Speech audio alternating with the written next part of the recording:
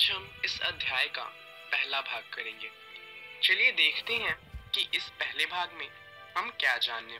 इस भाग में हम जानेंगे खाद्य पदार्थ के बारे में और हम जानेंगे कि खाद्य पदार्थ के स्रोत क्या क्या हैं। तो सबसे पहले तो बात ये आती है कि आखिर खाद्य पदार्थ क्या होते हैं, ये किस प्रकार बनते हैं और इनसे लाभ क्या होता है। दरअसल ये जो सवाल है, ये सभी सवाल के जवाब इस अध्याय के आखिरी तक आपको समझ आ जाएंगे। फिर भी इसे थोड़ा समझने के लिए इस क्रियाकलाप को देखते हैं। आप इसे अपने दोस्तों के साथ भी कर सकते हैं। आपको कुछ नहीं करना, आपको एक सारणी बनानी है जिसमें एक तरफ आप अपने दोस्त का नाम लिखेंगे और दूसरी तरफ आपको लिखना है कि उन्होंने पूरे दिन में क्या क्या खाना खाया है। तो जो खाना उन्होंने खाया होगा वो आप लिखेंगे दाईं तरफ और उनका नाम आप लिखेंगे बाईं तरफ। अब इसके बाद क्या करना है? इसके बाद आपको करना है कि आपको जो खाद्य पदार्थ हैं उनकी सूची बनानी है, जिसमें एक तरफ खाद्य पदार्थ होंगे, जैसे कि हो सकता है आपके दोस्त ने रोटी खाई हो या फिर रोटी के साथ कुछ तो होगा, सब्जी होगी या दाल होगी, हो सकता है वो चावल लेके आए हो। तो एक तरफ वो लिखना है और दूसरी तरफ आपको लिखना है कि उसे बनाने के लिए कच्ची सामग्री क्या क्या लगती है। जैसे यहाँ पर एक उदाहरण दिया हुआ है, रोटी को बनाने के लिए आटा लगता है और जल लगता है। वहीं दाल की बात करें तो दाल के लिए क्या लगता है? दाल के लिए एक तो कच्ची दाल चाहिए, साथ में जल चाहिए, उसमें नमक भी डालना पड़ता है, तेल भी लगता है, घी भी डालते हैं और मसाले भी डालते हैं क्योंकि दाल अच्छी बनानी है। अब चावल की बात करें तो उसमें सिर्फ कच्चे चावल और जल से काम चल जाता है क्योंकि चावल को तो सिर्फ उबालना होता है। तो ये एक काम है जो आप कर सकते हैं, जरूर करिएगा।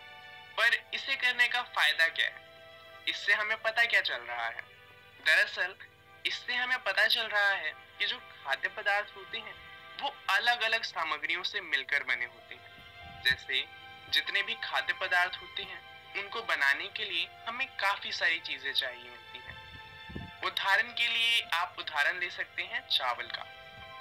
चावल बनाने के लिए हमें चावल चाहिए होता है और साथ में जल चाहिए होता है। चलिए एक और उदाहरण लेते हैं। जब हम सब्जी बनाते हैं तो सब्जी बनाने के लिए हमें कच्ची सब्जियां चाहिए होती हैं। पहले उन्हें काटते हैं, फिर उसमें नमक डालते हैं, उसमें हमें मसाले भी डालने होते हैं, लाल मिर्च मसाला, हल्दी, अदरक, लहसुन इत्यादि, और उसके अंदर हम तेल डालते हैं।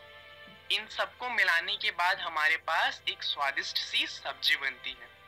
तो आप देख सकते हैं कि इसमें कितनी सारी चीजों की जरूरत है। अब इसके बाद क्या करना है? खाद्य पदार्थ तो हमें पता चल गया कि अलग अलग तरीके से बनते हैं, परंतु क्या आप जानते हैं कि इनके जो स्रोत होते हैं वो भी बहुत भिन्न भिन्न होते हैं। उदाहरण के लिए जो दाल है और जो चावल है वो हमें पौधों से मिलते हैं। दरअसल हमारे खाद्य पदार्थ की बहुत सारी चीजें जो हैं वो हमें पौधों से ही मिलती हैं, परंतु सब पौधों से नहीं मिलता। उदाहरण के लिए अगर हम शहद की बात करें तो शहद मधुमक्खियों से प्राप्त होता है। अब जो मधुमक्खियां हैं वो शहद कैसे बनाती हैं? दरअसल जो मधुमक्खियां हैं वो शहद को फूलों के रस से बनाती हैं। वो फूलों का रस लेकर आती हैं और उनका छत्ते में भंडारण करती हैं और उससे हमें मिलता है स्वादिष्ट मीठा शहद। इसके अलावा अगर हम उदाहरण लें तो हम एक और उदाहरण ले सकते हैं दूध का। दूध हमें गाय से मिलता है, पौधों से नहीं मिलता। वहीं अंडे की बात करें तो अंडे हमें मुर्गियों से मिलते हैं। उसके अलावा अगर हम मांस की बात करें तो मांस हमें हो सकता है बकरी से मिले, या फिर हम मुर्गों से भी मांस ले सकते हैं, या कुछ लोग तो खरगोश को भी खाते हैं। तो इससे हमें पता चला कि जितने भी खाद्य पदार्थ होते हैं उनके स्रोत भिन्न भिन्न होते हैं।